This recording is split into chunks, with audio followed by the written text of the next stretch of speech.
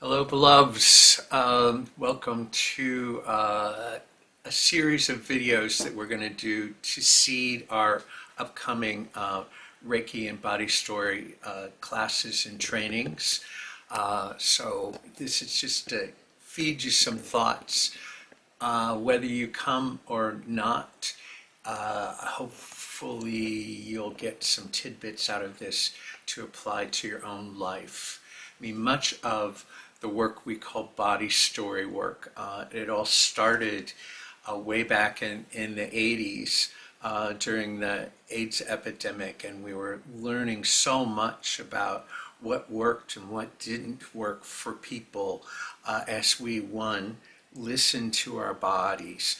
So this journey that I'm inviting you all into with us, should you come take some classes from us or not, is one about just the more we listen to our bodies, the more at least we're paying attention and engaging the wisdom of our bodies that is trying to tell you some messages.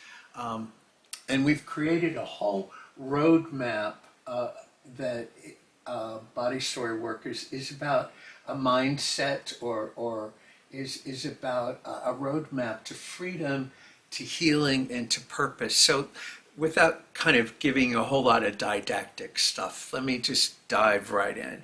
So the reason I do this work and have been doing it for over 30 years now is because it's changed my own life. So that's my why. So I'd ask you, if you're considering joining us at any point, what's your why? There's an African proverb that goes, beside, beyond the wound is the blessing. So on the other side of the wound is the blessing. And what I know in my own life, and I'll tell you one of my stories, my most significant stories about how this work changed my life. But that our bodies holds all this wisdom, and the more we can access that wisdom, the more we can really be in that freedom, the more we can come into greater healing, and the more we can have a sense of purpose and calling. So as Rumi would say, our job's not to, or our task is not to seek love, but actually to drop the things that encumber us from loving, from being love. So the journey, my journey, was as a kid. I had just a brief time where I was sexually abused as a kid, and of course that deeply traumatized this body of mine as a young boy. And what I can tell you is, as I've kind of unlayered that work through listening through my body, doing kind of cathartic work, letting go of what I don't need to carry, it's radically changed my life. And it's radically changed the biology of my biochemical makeup at times in my body, to even produce sometimes healings that are physical in nature. So I tell the story because we all have wounds, and hiding from those wounds or covering them up or denying them is ultimately, just it's like a volcano. It's trying to erupt. It's trying to set itself free and to spew out what needs to be spewed out.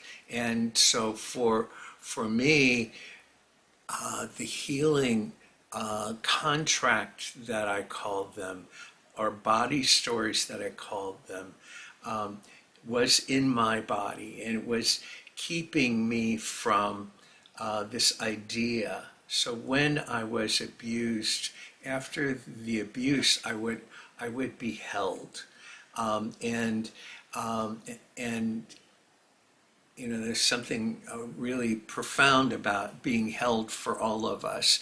But here I was being abused and then being held, and what I know is my kind of interior contract on an unconscious level that got encoded in my body was simply that I could not have pleasure without pain. And so that was the first lie. So your body's always trying to tell you the truth, and dismantling the lies that have kind of gotten encoded in our bodies is so important. So, what are the wounds? For many of you, body story work has to do with just the kind of everyday traumas that you've energetically taken on for yourself throughout your life, but especially those early years of your life that have now created a mindset or some patterning that is keeping you on a trajectory, and that trajectory is not always helpful. So beginning to understand, as we learn about energy medicine, we do Reiki, and we kind of help lift up the truth that's going to set us free, we're oftentimes going to uncover the contract, like I uncovered for myself, that I could have pleasure without pain. And that truth has set me free to actually be the healer that I am, to be the life coach that I am, to be present to all my beloveds in the world in ways that I could not without that awareness. So this is just kind of a first tidbit for you to take away. Is I want you to begin to think about, where are the wounds in your life that are not fully healed, or that there's still some sting to when you think about it. So if you think about an event or a person, what do you feel in your body? And that's the kind of information that we're going to play with, is listening to what's the juicy stuff that's trying to come up to set you free, so that you can really more fully be in your yes and your no and your purpose and your calling and your service for this time, this age in which we live. So hopefully a juicy tidbit to get you going. Namaste.